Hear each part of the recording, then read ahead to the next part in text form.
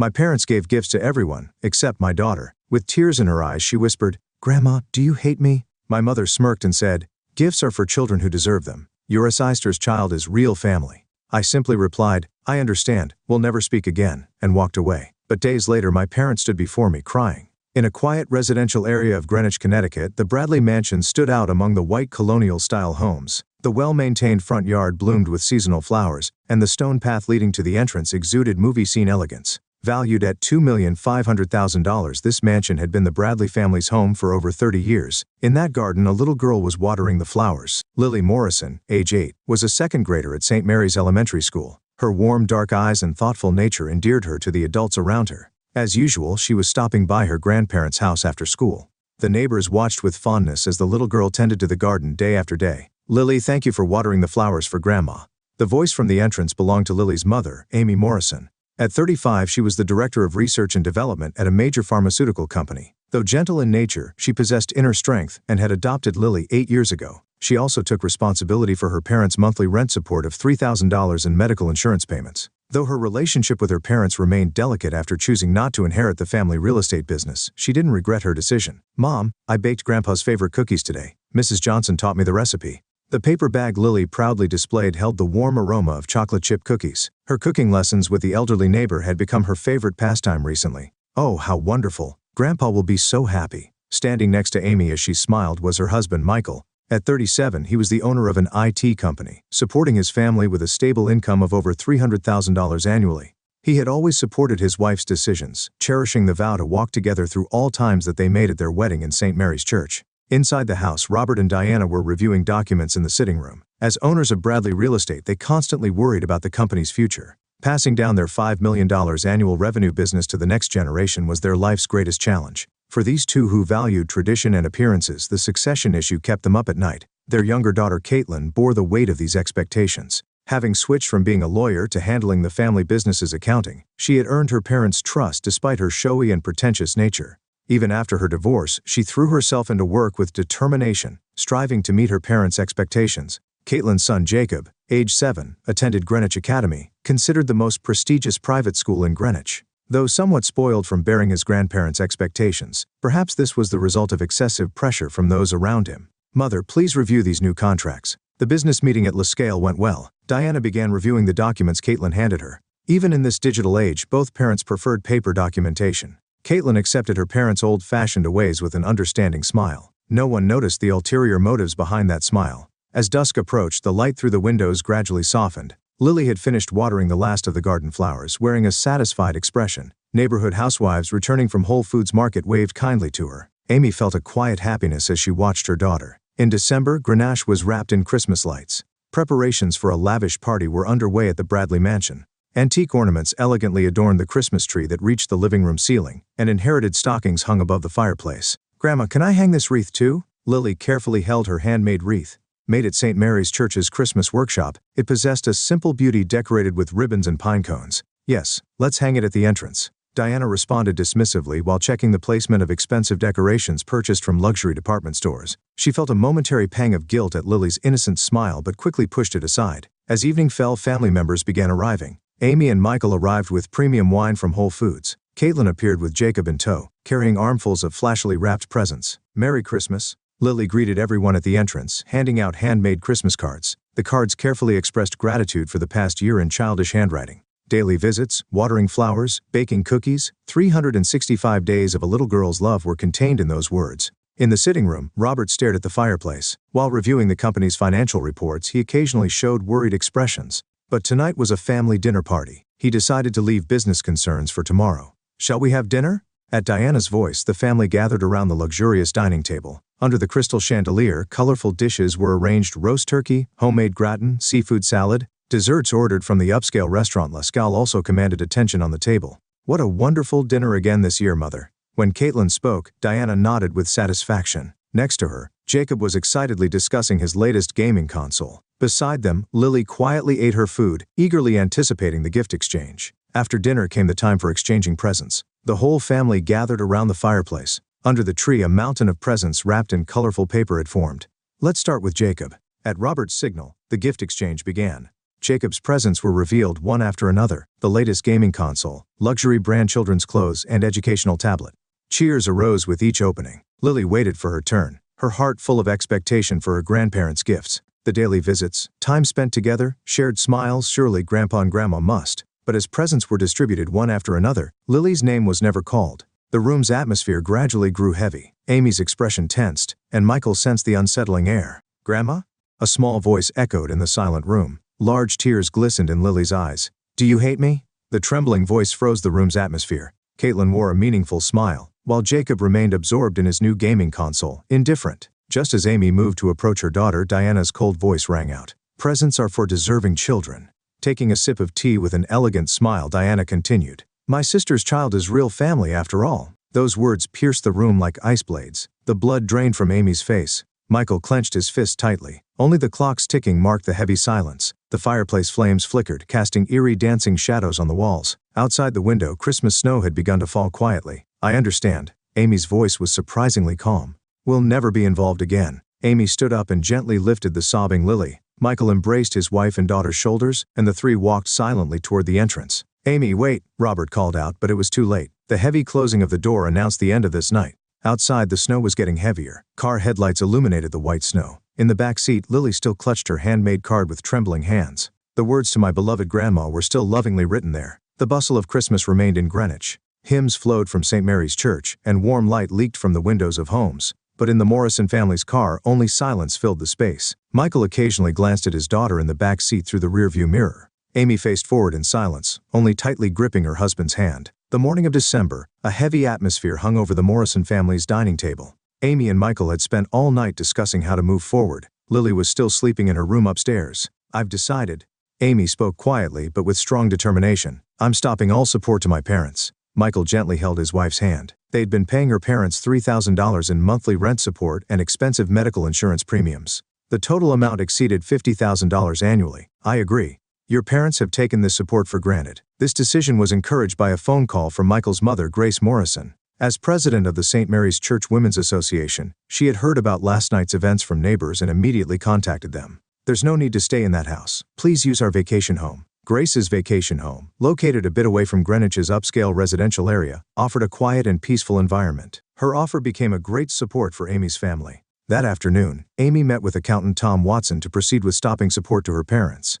Tom was a longtime friend who understood Bradley Real Estate's financial situation. Maintenance expenses have increased dramatically over the past 6 months, and the flow of some contract payments seems unnatural. Amy stared at the documents bearing her father's signature. Knowing her father's meticulous nature, something about the signature felt off. Meanwhile, Lily naturally began avoiding visits to her grandparents' house. On her way home from St. Mary's Elementary School, she passed by their house where she used to stop every day. The garden flowers gradually faded. As January arrived, the town was wrapped in harsh cold. Amy's family had begun their new life in Grace's vacation home. In the spacious garden, Lily carefully tended to a new flower bed, and on weekends, Grace would visit to enjoy gardening together. "Grandma, do you think these rose seedlings will bloom in spring?"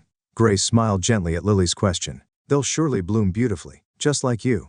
Her wounded heart began to heal little by little. However, unsettling rumors began spreading around the Bradley family. Sarah Johnson, who lived nearby, found Caitlin's recent behavior suspicious. "That girl's shopping in New York again. Last week she bought several new luxury brand bags." Her lavish lifestyle, even as the family's accounting manager, caught many residents' attention. In February, Jim Clark, a veteran employee of Bradley Real Estate, requested early retirement. His sudden decision after over 30 years of service caused turmoil within the company. "Something's wrong."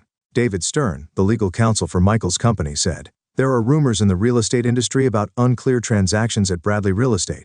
As March began, more concerning developments surfaced. One day, Amy received a letter. The sender was Martha Collins, former accounting director of Bradley Real Estate. "Miss, I need to speak with your father." In the letter, Martha suggested serious concerns about the company's accounting practices. "Since Miss Caitlin took over accounting, there have been increasing transactions I cannot verify." The day after reading that letter, Amy drove to her parents' house to check on her father. There, she witnessed unfamiliar men in suits visiting the company. Morning newspapers reported the start of a tax investigation into Bradley Real Estate. Authorities had launched a large-scale investigation following an internal whistleblower report. "Amy, something terrible has happened." Michael had received a call first thing in the morning from his contact at the tax office. "There's strong suspicion your sister has embezzled about $5 million over the past 3 years. That afternoon, Caitlin disappeared from the company. "Mom."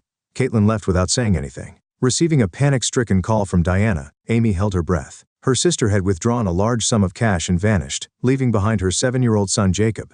As the investigation proceeded, shocking facts came to light one after another. Moving real estate contract payments to secret accounts, padding maintenance costs and pocketing the difference, freely using company seals and bank books by exploiting her parents' trust, completely controlling online banking by taking advantage of her elderly parents' digital illiteracy. One Friday evening, police arrested Caitlin at JFK International Airport as she attempted to flee the country. Why would she do this? Robert held his head in his hands at the police station. The company's reputation was in ruins, with total liabilities potentially exceeding $10 million. Diana broke down crying at home. Outside the window, the flowers Lily had once tenderly cared for swayed sadly, receiving no one's attention. Amy silently watched the news in Grace's vacation home living room. Michael was cooperating with police, supporting the digital forensic investigation. That night, Lily wrote a small prayer in her diary. Please don't let Mom be sad. And please don't let Jacob be lonely by himself. In the Greenwich Police Station interrogation room, Caitlin Bradley calmly admitted her crimes. Her voice held not a trace of her former arrogance. Her luxury brand suit had been replaced with police-issued work clothes, and her perfect makeup had faded. As the investigation progressed, shocking facts continued coming to light. The first fraud began 3 years ago. Struggling to pay alimony after her divorce, Caitlin began embezzling small amounts. However, her subsequent addiction to a luxurious lifestyle led her to greater crimes. Of the $3 million in contract payments from business partners, $500,000 went to private accounts. The detectives quietly took notes of her testimony. Meanwhile, at Bradley Real Estate headquarters, the company faced its greatest crisis since its founding. At this rate, we'll have to let go of all properties. James Foster, appointed as bankruptcy trustee, announced with a stern expression. Employees looked at each other anxiously. Amidst this, an unexpected development began. Mrs. Johnson, who lived nearby, submitted an album to the police. It was a record of photographs documenting Lily's daily activities. That child came to their house every day. The album carefully recorded dated photos of Lily tending the garden, baking cookies with her parents, accompanying her grandparents to hospital visits. Rain or snow, she never missed a day. Next, security camera footage was analyzed. There are records of visits for 367 days straight, without missing a single day. The police technician reported, even on New Year's Eve and when she had a fever from the flu, Lily always visited her grandparents' house.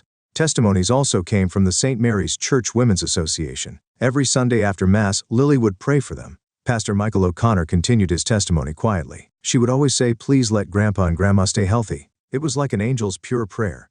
On the morning of April 20th, Robert and Diana visited Grace's vacation home. The two looked more exhausted than ever before. Their luxury suits had been replaced with modest casual wear, and expensive rings had disappeared from Diana's fingers. "Amy, we need to talk to you." Robert faced his daughter with tears. "We made a terrible mistake," Diana continued with a trembling voice. "That child's, Lily's unconditional love, we trampled on it." The two began to speak the whole truth without hiding anything. Their excessive expectations for Caitlin, their obsession with bloodlines, their anxiety about the company's succession, and above all, their foolishness in not recognizing the true treasure right before their eyes. She came every day, yet Diana let out a sob. "We just let ourselves be led by Caitlin's words." Complex emotions swirled in Amy's chest as she listened. Anger, sadness, and a strange sense of liberation. At that moment, small footsteps were heard from upstairs. "Grandpa? Grandma?" Lily came down the stairs, still in her school uniform. For a moment, the room's atmosphere froze. However, Lily's next action exceeded everyone's expectations. She walked straight to her grandparents and gently embraced them with her small arms. "Don't cry, I want to forgive you." At that moment, the room was enveloped in silence. In the kitchen, Grace quietly pressed her fingertips to her eyes. Michael gazed out the window, letting out a deep sigh. Amy, placing her hand on her daughter's back, quietly made her decision. "Dad, Mom, let's talk about what happens from here on, all of us together." Soft spring sunlight streamed into the room. Outside the window, the flowers Lily had planted were quietly beginning to bud, announcing the arrival of a new season. That evening, Amy had a private conversation with her mother-in-law, Grace. "I support your decision."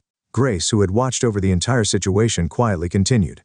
"But from now on, let us help too." The discussion about shaping a new form of family continued until late into the night. The next day, Amy met with lawyer David Stern and began making concrete plans for the future. A team of experts would be needed to rebuild the company. "With your experience and connections, rebuilding the company is possible." Amy nodded quietly at David's words. Her experience at the pharmaceutical company might help rebuild the family business in unexpected ways. Then came Caitlin's first trial. A solemn atmosphere filled the courtroom. "The defendant is hereby sentenced to 7 years in prison." As the judge's voice rang out, Caitlin bowed her head deeply. Her son Jacob had already begun a new life with his divorced father. As she left the courtroom, Caitlin left one message for Amy. "Sis, I'm truly sorry." For the first time, her words carried the ring of genuine remorse. At dusk, Amy's family and parents gathered on the terrace of Grace's vacation home. "It's a new beginning," Grace said as she served warm tea. Lily was watering the newly planted flowers. Her figure seemed like a symbol of hope. "We still have so much to make amends for." Everyone nodded quietly at Robert's words. Greenwich was once again wrapped in Christmas lights. Grace's vacation home had transformed greatly over the past year. The former reception room had been reborn as a family living room, and seasonal flowers bloomed throughout the garden. "Mom, can I help decorate the tree?" Lily carefully held new ornaments. On these decorations made at St. Mary's Church workshop, the words "I gratitude to family" were carefully engraved. "Of course, let's decorate together before Grandma and Grandpa arrive." Amy gently stroked her daughter's head. Over the past year, Lily had grown even kinder. Meanwhile, Robert and Diana's lives had changed dramatically. Forced to move from their large mansion in the upscale neighborhood to a modest apartment, their luxurious lifestyle had faded away. Repaying the debt is still only halfway done. Diana had gained new insights through their modest living. She began participating in volunteer activities at St. Mary's Church every Wednesday, and these experiences gradually changed her values. The value of things and the value of the heart are different. Her words contained deep reflection and new learning. Robert continued his desperate efforts toward rebuilding the company. With Amy's help, they were establishing a new management system. Though the total debt remained substantial, they were gradually seeing a path to repayment. "I'm truly grateful for your management skills." He was finally realizing the magnitude of his daughter's presence. Amy was utilizing her pharmaceutical company experience to advance the company's digitalization and reform its management system. Michael also contributed his IT company's expertise, helping build a new real estate management system. Employees found hope in seeing the couple working together to rebuild the family business. Grace warmly watched over this new form of family. "Forgiving those you love sometimes takes the greatest courage." Her words resonated deeply with everyone in the family. The monthly family meeting on the first Sunday had also become a new tradition. Though there were sometimes conflicting opinions, these two became opportunities to deepen family bonds. "Next month I'd like to start a new initiative." Robert's proposal was to dedicate part of the company's profits to an adoption support fund. "I want to give back to society what we learned from Lily." Amy felt her eyes growing hot at those words. In prison, Caitlin was earnestly working on her rehabilitation program. During her parents' visits, she expressed genuine apology for the first time. "My greed and jealousy destroyed our family." Through counseling, she had begun facing the true nature of her actions. Her son Jacob was living a settled life with his father. His formerly spoiled nature had faded, and he was gradually opening his heart in the new environment. "Can I go visit him sometimes?" Lily's casual words moved the entire family. A child's pure heart taught them the meaning of forgiveness. For this day, Lily had prepared a special present, a handmade photo album. It carefully chronicled memories from the past year, photos of moving day, church volunteer activities, family meetings, enjoying gardening. "I want to make lots more memories." Everyone smiled gently at Lily's words. At dusk, the whole family began preparing Christmas dinner. Though not as luxurious as last year's feast, the table was adorned with warm dishes made with everyone's thoughtfulness. "Let us pray." At Grace's words, everyone quietly closed their eyes. "Lord, thank you for giving us awareness and forgiving hearts." The sound of Amen quietly echoed through the room. Outside the window, light snow had begun to fall. "Look." At Lily's voice, everyone looked out the window. Small lights illuminated the trees planted in the garden. It was Michael's secretly prepared Christmas surprise. "It's like a starry sky." Diana teared up at the sight. There was a heartwarming beauty there that couldn't compare to the former luxurious decorations. "Let's create new family traditions together from now on." Everyone nodded at Amy's words. The aroma of Grace's baked apple pie filled the room.